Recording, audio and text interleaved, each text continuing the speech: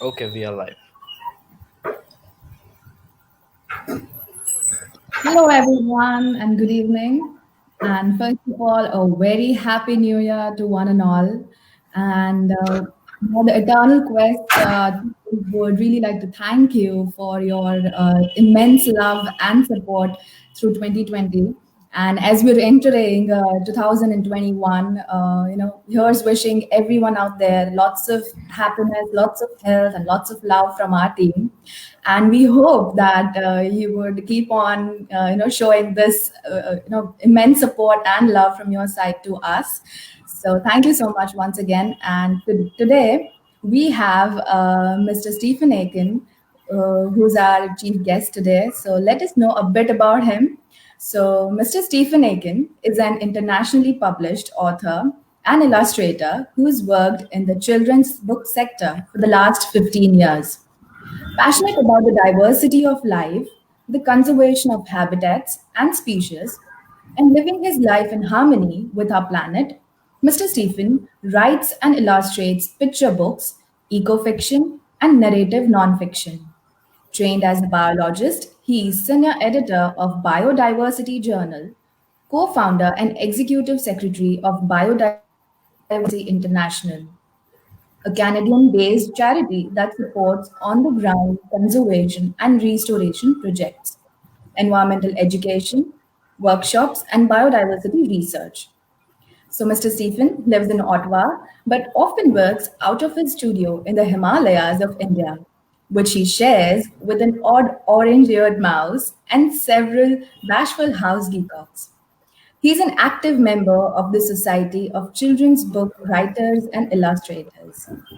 And with him today, we have Mrs. Savita Das, and she's working as VP Operations at LMEC Engineering and Construction. And let me tell you that she is passionate about teaching less privileged kids, and she's trying to make a difference in the society. So, welcome, Mr. Stephen, and welcome, Savita ji. Thank you very much. Happy to be here. Thank you. It's an honor having you, sir. So, first of all, would you let us know how did you realize your dream to be a children's author?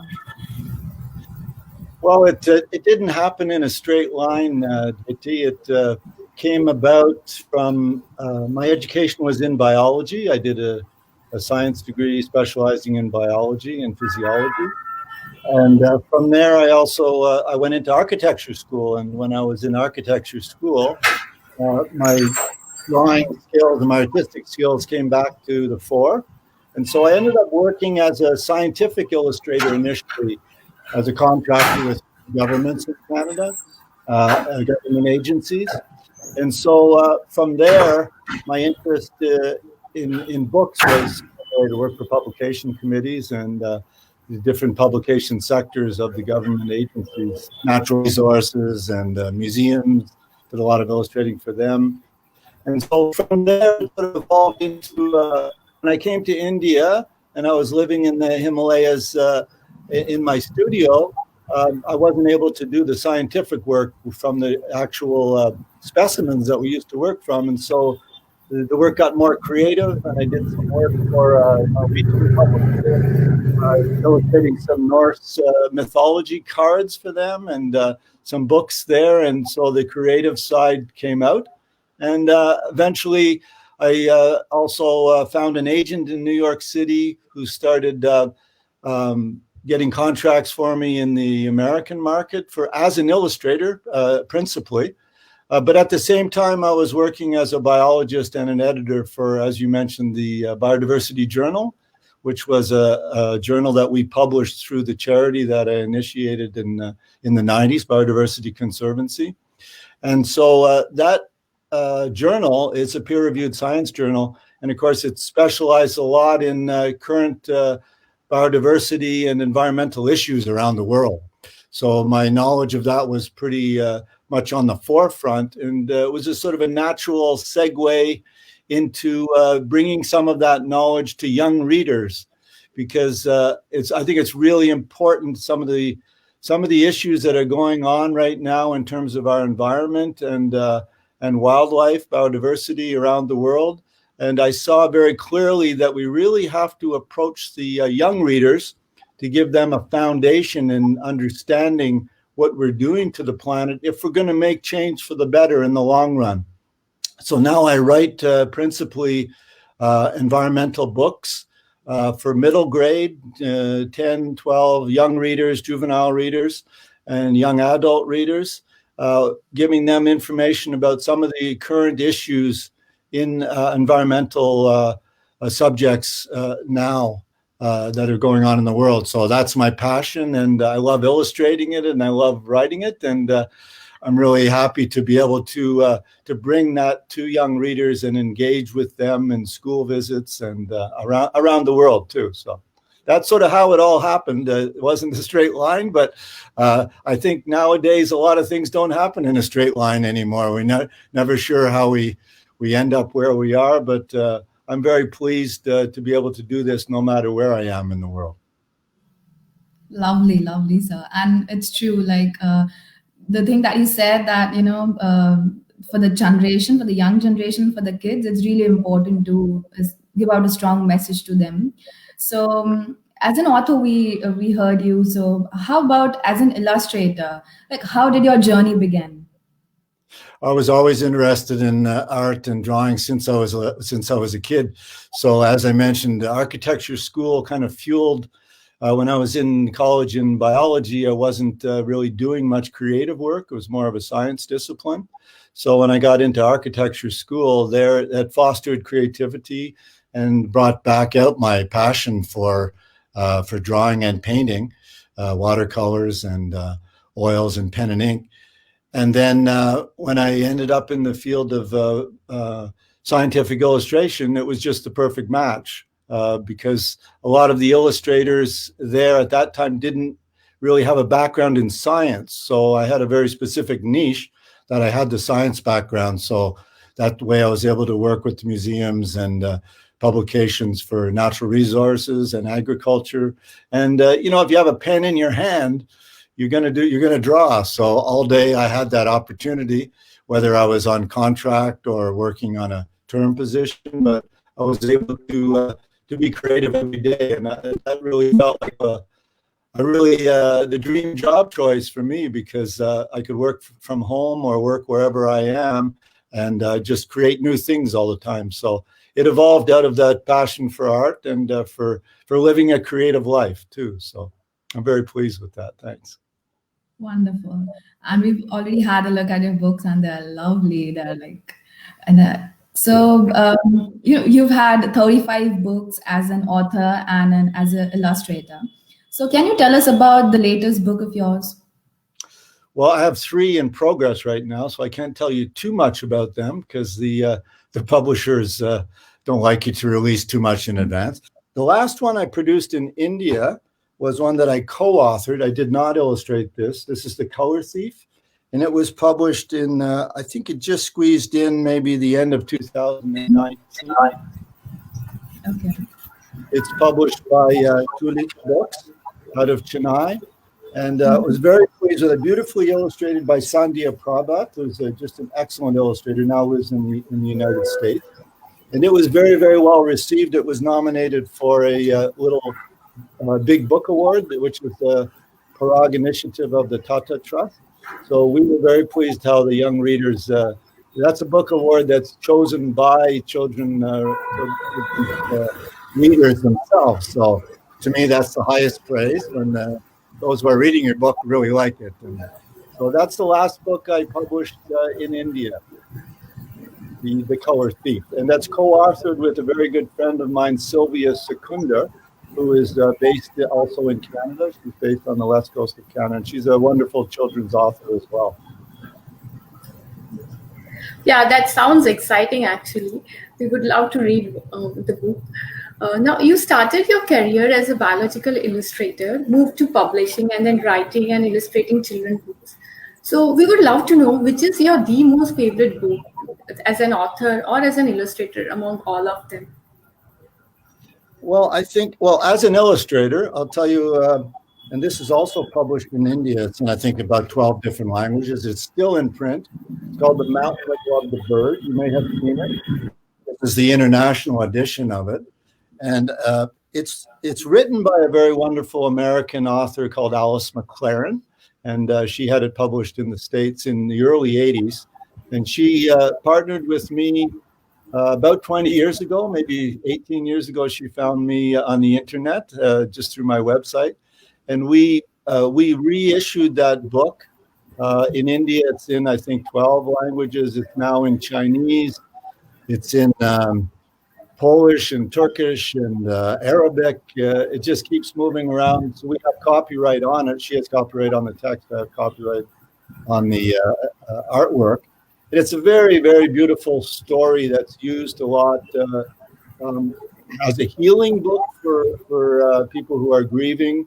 It's about the continuity of life, both on the level of nature, how nature keeps renewing itself, and how nature grows from very simple rocky mountain. It grew to a very diverse and lush mountainside. And it's a love story too, which is really beautiful. It's a love story between a bird and a mountain, an unusual match. But it shows that out of that love has grown so much life, so much care, and so much beauty. So it's very close to my heart, that book, and I think it will stay in print for many, many more decades to come. So that's a special one for me. I think as an author, as an author and illustrator, I think probably at this point, before my new books come out anyway, which are always your favorite usually, there was a whole series of books done for an American publisher. This is Earth Has a Fever, Fever at the Poles, Fever on the Land. Now, these are books all about climate change, and I wrote the stories behind them and also illustrated the books. And one of the reasons I'm very passionate about those books is because they're for a very young readership. This is for grade 3. Yeah. And I think that's really, really important that very young readers get the information about climate change, and with pictures and fun stories, fun facts, as well as some very severe facts about what we're doing to the planet. So to me, I'm very pleased with that project as well. Yeah, I was about to actually ask about the 4-book series, Earth's Fever, Fever at the Poles, Fever in the Ocean, Fever on the Land. The title itself is so distinctly unique. What was the idea behind choosing the title and the theme as fever? Well, I thought climate change is maybe a little abstract for young readers, but they can all understand you have fever in your body, you're hot, it's not a good thing. So to treat the planet a bit like that too, because I have done a series as well at the same time, actually, and this is for an older audience. This is called Climate Crisis, and these are for high school readers. They're sort of research books about how we're affecting people, ecosystems, how we're affecting oceans as well. And so the idea there's a lot more research, there's a lot more data. So to create a foundation in the grade 3, 4, and 5 children that they can read, find out a bit about climate change when they get to grade 6, 7, and 8. Here's all the information and all the references that you can look up to find out that these are all fact-based books, but already you have children interested because you like to see pictures, you like to see animals, you like to see color. So it's the idea of building that foundation from young to old. True, the problems, causes, and the ways to reduce and battle the effects of global warming are all written for young readers. So they are the future, and these books are an amazing way to lead them through this. Wonderful. You have also illustrated for the books of Indian authors like The Kerala Connection, Hawk and Their Friends, Sonu and the Metal Elephant. So what was the experience as an illustrator working in an Indian context? Yeah, I first illustrated this, Sonu and the Metal Elephant. That was my first book in India, which I also co-authored. At that point, and that's almost 20 years ago now, I guess 15, 18 years, children's book publishing was very nascent in India. There wasn't much going on. That was done through Scholastic India. Yeah. But in the subsequent years, I've seen big changes in the growth of readership in India for young readers. I think, families have a little more wealth to buy books for their children, perhaps, realizing the importance of reading important children's books for their children, their education and the development of their minds in so many different topics. So I worked with this author here, which is Mary Joseph, for the Kerala connection. And that was exciting because I've never actually been to Kerala, but and she wasn't even living in Kerala, though she was born in Kerala. She was working as a psychiatrist in the United States at the time. And that was a fun story because these stories in the Kerala collection, and there's 5 stories in there, these were stories that were told to her by her grandmother, but they were never written down. So these were oral stories passed from generation to generation. And she thought, I better put this in print because after me, how are we going to have a record of these stories? So, and she was a delightful woman and author and easy to work with. And I felt like these are traditional stories probably in Kerala, but it was exciting to bring pictures to them and bring them alive. So I'm very selective on when I work with self-publishing authors. Mostly I work with publishers directly, and they have their own art directors, etc. But when I work with self-publishing authors, it has to be a chemistry match there. You have to feel good about each other. You have to have faith in each other and confidence, because a book is a big project. It takes a long time. So I felt very good about Mary when we first she contacted me, as well as Alice McLaren. So things kind of unfold out of that mutual trust and sense of respect for each other. So I've been very fortunate, I have to say. I know some people have much more difficult time, but I feel very fortunate both to be able to write in the market that I do and to have people behind me who are supporting me as well. So. Sure. Wonderful, wonderful. So can you let us know that what was your core idea as a project coordinator of Pinhe Sand Conservation Project? Sure. Let me step that back a bit. Biodiversity Conservancy, when I finished working for Natural Resources, I was doing a book for them on trees in Canada, this particular book. And it's quite a technical book. It's still in print. It's basically the identification guide for trees in Canada and the northern states. When I finished working with them, a colleague of mine from Natural Resources and I started a charity in 1995 called Biodiversity Conservancy. Am I still with you there? Yep, still got me? Okay, my screen froze there for a sec. So we started a charity, Biodiversity Conservancy International. Our idea was to create something that we could use to move forward to help improve the planet and help save biodiversity. Biodiversity Journal was one of our publications that we took on. It's now one arm of our charity. And now we also do on-the-ground conservation programs. So the Sand Dune is one based in Canada, in Ottawa, which is Canada's capital. And it's a habitat that's about 12,000 years old, but it was slowly being treed in, and the actual sand dune was getting lost. And there's a lot of organisms there that have adopted to the unique environment of a sand dune. So our initiative was to both create an area of conservation for those organisms, as well as use it as a teaching device to show how everything in ecology is linked together. The substrate, the earth, the insects, the animals, the plants, they all work in harmony with each other. So we bring school children to the dune and we do workshops with them there and show them hands-on. They can get their hands dirty. They can sieve some sand out and work there.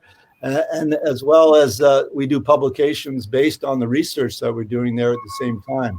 So that was the whole idea behind the Pinhe Sand Dune restoration. It's still ongoing. We're in our 11th or 12th year now. We get funding from Ontario government and continue to develop new areas of it to make sure that conservation will be maintained for many years to come in the future. Many congratulations for that. And talking about the biodiversity and our ecology. So, could you let us know how has the role of the executive secretary of the Biodiversity Conservancy International changed your life? Well, I guess it's all linked into that, really, because as we started the charity, I was the executive secretary. My colleague was the president. He's a scientist, specializes in butterflies. That's his area of specialization. So we were the core guys. So it's exciting because what's happening now, after 20 years, 25 years, is there's a whole lineage of young passionate young ecologists and environmental studies students who are coming out of college in Ottawa, University of Ottawa, Carleton University, and they're interested through the dune conservation that we're doing. They're interested in all of this. So, we're getting older, the founders of it, myself included.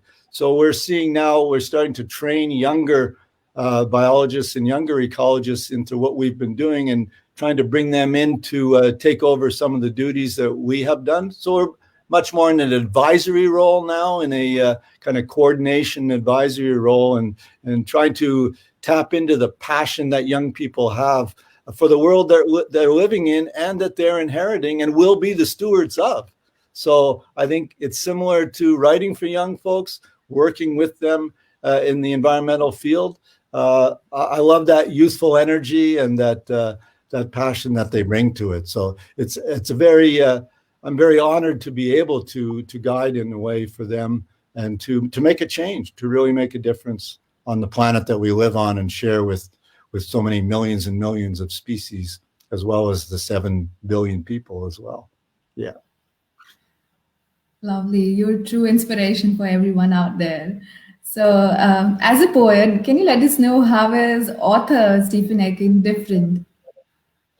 Yeah, I mean, I'm not a highly recognized poet, but I think poetry is important for every author. I think I would compare it to doing abstract art as a painter. I think every painter, no matter how realistic your work, it's good to go out there and do some abstract work, because what that does is it puts you in touch with your media. You see how just the paint moving on the canvas, the way your strokes go on, the expression of it. And I align that with poetry for me as a writer, because I think words are our tool there. We don't have a brush, we don't have paint, but words, sentences, and paragraphs in prose, not that different than rhyming poetry or stanzas of poetry. I think each line has to be looked at in its own right and used as your craft, as the rhythm that you create as a writer. It's very important to tune into the poetry of your writing. And in so doing, your style, and even as a painter, your style evolves out of being associated with, attentive to your media. Then you don't have to try to be anybody else's style. It'll come out of you as the writer when you pay attention to your words and how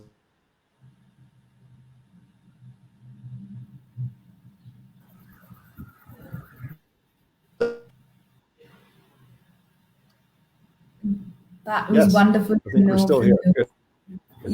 Yes, we're still here. Yes. So you beautifully explained the way that, when you don't have a brush and a paint, and through words and through your pen, you just craft that entire beautiful picture. Lovely, sir. Wonderful.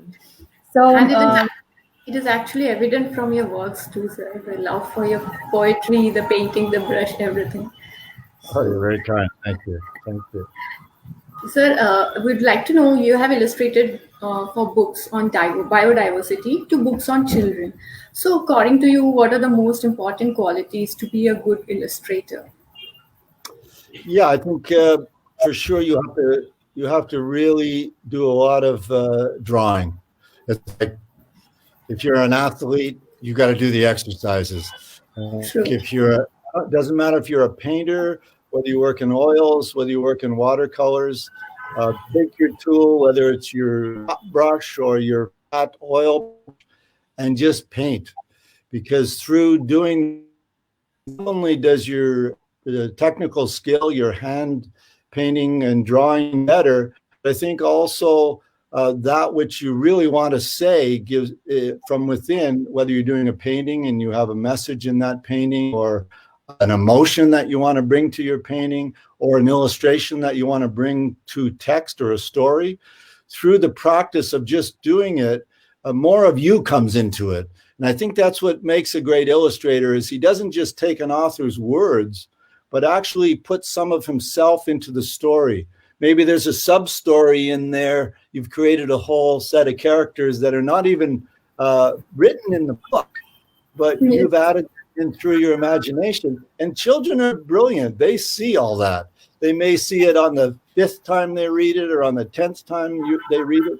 But if it's full of that consciousness and awareness of the illustrator who's adding another layer to it, then I think those books will be well received and will last longer in the book market, and in more importantly, in readers' minds. I still remember the books I read when I was that age, and the ones that were very special to me, because they were richly painted and richly worded as well. So I think we have a great we have a great challenge, which is to not just take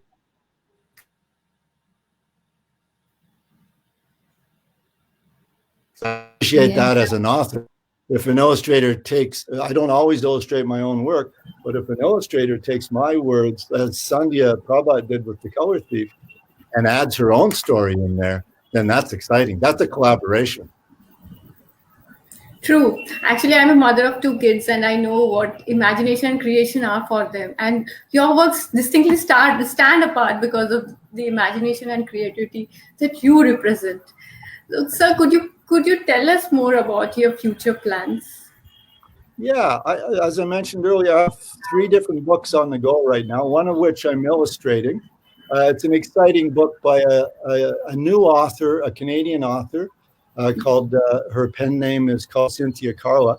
And it's a book that, when she sent me the text and asked me if I would be interested in illustrating it, I liked the idea of it. It's a poem. It's a 585-word poem, but it's about empowering children to accept the way they are, and I liked that idea. You're different in many different ways, but you're okay the way you are.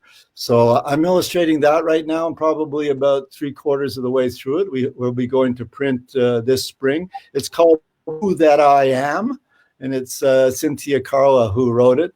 And the illustrations, I created a character called Anna, which is the Malayalam word for elephant. And she's a he or she. She can be a he, she can be a she, is a small little elephant that befriends many other animals in the forest. And through their relationship and their stories, I'm illustrating the poem that Cynthia wrote. So that's exciting.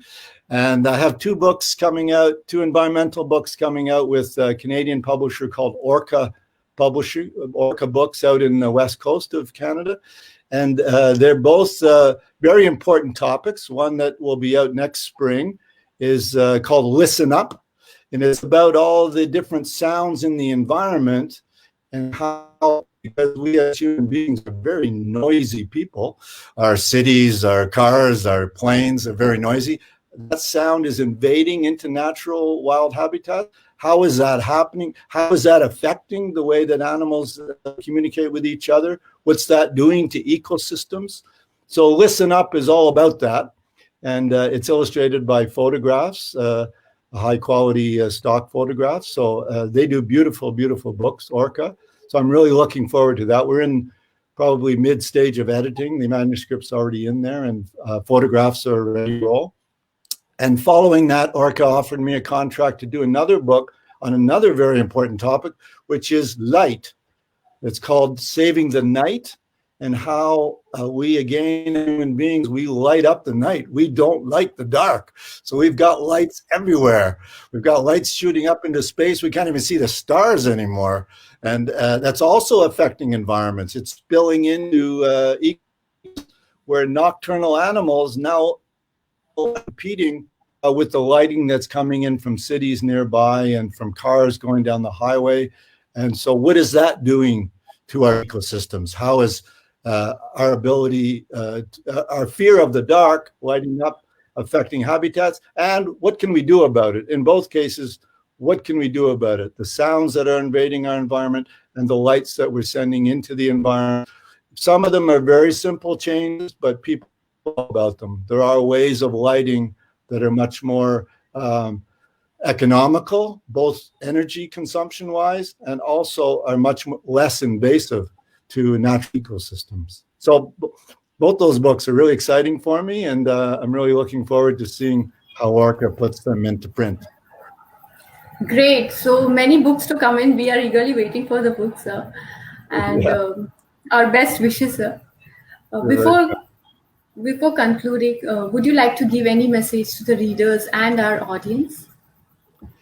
Yeah, I would. I'd like to just encourage people to, find their sense of passion for what they do. I don't think the professional part of it is as important what you actually do, but your sense of wanting to share with other people and create a better world. I think that's really important. Whether you're a writer or you're a painter or you're an interviewer or you're working in the field of business, I think there's ways of conducting everything we do that will create a planet that's more in harmony than in diversity or in differences and struggle.